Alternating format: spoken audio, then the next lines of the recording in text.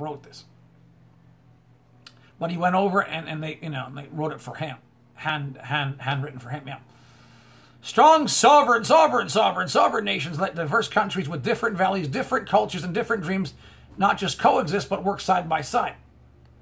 See, that's what the New World Order promises, but they lie about it because they take away your sovereignty. Trump at least knows that. All right, this is good. Take control of their own destiny. Strong, sovereign nations, again, how many times can you use that word? And strong, sovereign nations allow individuals to flourish in the fullness of life intended by God. Well, hallelujah. And pass the spinach. And I love this too. This is he did a good job in smacking the UN with this. He's in America, we do not seek to impose our way of life on anyone. Well, Obama did. But rather to let shine as an example of everyone to watch. This week gives our country a special reason to take pride in that example. We're celebrating the 230th anniversary of our beloved Constitution. The oldest Constitution still in use in the world today. I'm glad he brought that up. The U.S. was founded on breaking away from the New World Order. Okay. Timeless document, the Constitution has been the foundation of peace, prosperity, and freedom for the Americans. Actually, it wasn't really the Constitution, it was the Bible. And the Constitution came out of people that read the Bible. Okay. For countless millions around the globe whose own countries have found inspiration, in the Constitution. Okay. The greatest in the United States Constitution is its first three beautiful words. They are "We the people." This flies in the face of the New World Order, so I give them an A+ on this. Because this is not the New World Order. We the elite. All right, the New World Order says we the elite, not we the people. All right. He says, I was elected not to take power, but to give power to the American people. Love it. Love it. A+. All right. And then now he's going into foreign affairs. All right. Now he's switching gears here. Again, he talks about sovereignty. In foreign affairs, we are renewing this founding principle of sovereignty. All right. I'll put America first. Blah, blah, blah, blah, blah. They applaud. Blah, blah, blah, blah, blah. We have an obligation to serve our citizens, which is great. That's what you need as a leader. A+. All right. But we have to create a more safe and peaceful future for all people. All right. Oh, then he says here, the United States will forever be a great friend to the world, and especially to its allies, but we can no longer be taken advantage of. Here's the businessman. Or enter into a one-sided deal where the U.S. gets nothing in return. As long as I hold office, I will defend America's interest above all. So he wants the member states of the UN to pay their own fare. Yeah, he's going to cut down. He wants to pay the deficit off. Yeah, but the New World Order wants to cause every country to be in debt. Yeah. All right. Blah blah blah blah blah blah blah. Can I go down here? I'm skipping paragraph after paragraph. Let me go down to, he has, well, it's a 41-minute speech, right? Yeah. We respect other borders, other culture, blah, blah, blah. If the righteous many do not confront the wicked few. Now, he wants to attack the wicked. He wants to let the righteous resist the wicked, but Trump does not yet understand that the wickedness stems from the fallen angels that run the Vatican, that run the Jesuits, that run the CIA, which runs the FBI, which runs most of the U.S. Congress, and most nations. Just saying. What else do you say here? The scourge of our planet today is a small group of rogue regimes. Now he gets into the rogue regimes. Okay, we're talking about North Korea, blah, blah, blah. A small group of rogue regimes. Now, listen, the Bushes talked about this. George W. Bush said this all the time. They all talked about the axis of evil, blah, blah, blah. All right, and everybody jumped up. Most people jumped on board. Axis of evil, yeah, we got to fight them. But in reality, the axis of evil were not the regimes that they talked about. It was actually them. Being run by the New World Order. The U.S. presidents for at least 146 years, all of them have some way been part of the Vatican's plan of the New World Order. Yeah. And if they got out of line, they just killed them. Yeah. Back to 1871. Oh, yeah. If the righteous do not confront the wicked. Well, the problem is that the U.S. Congress, 99% of them are wicked. So how do you have wicked U.S. Congress make decisions to govern the world on wicked people? How do the wicked rule the wicked?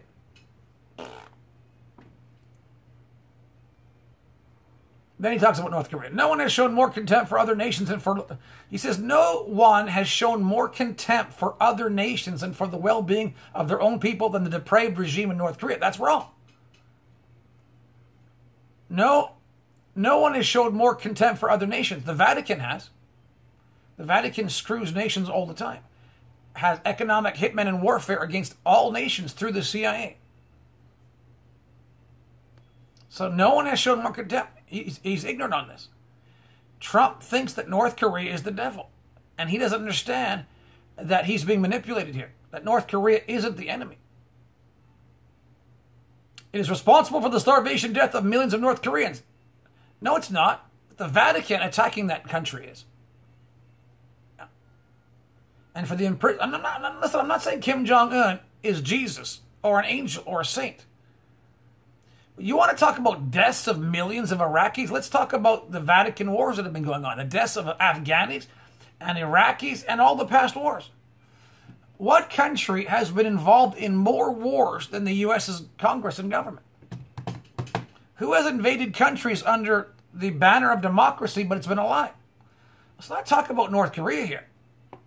All right? When you point a finger, 3 come back. But Trump doesn't understand this. Trump doesn't understand that the U.S. Congress and the presidents of past have been run by the Vatican. And that North Korea is nothing compared to what the Vatican has done through the U.S. government.